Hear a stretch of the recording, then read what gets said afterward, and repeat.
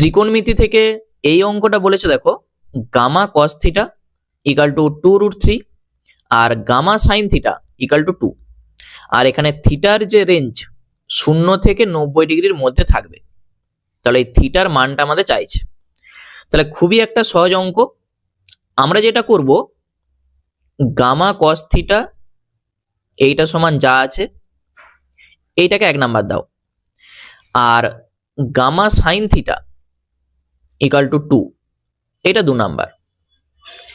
আমরা যেটা করতে পারি 1/2 অথবা 2/1, যে কোনো একটা করলেই হবে।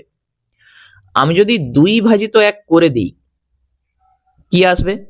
প্রথমে তুমি লিখো গামা সাইন থিটা, তার নিচে তুমি লিখো গামা কস থিটা,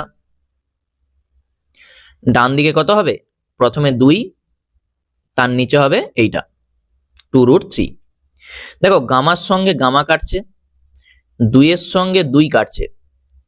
এই সাইন বাই কস মানে আমরা জানি ট্যান হয়। সাইন বাই কস মানে ট্যান, কস বাই সাইন মানে কট, আর উপরে কিছু নাই মানে 1 আছে, তাহলে 1/√3। তাহলে বাম সাইডে ট্যান থিটা, আর এই 1/√3 আমরা জানি ট্যান 30 ডিগ্রির মান হয়।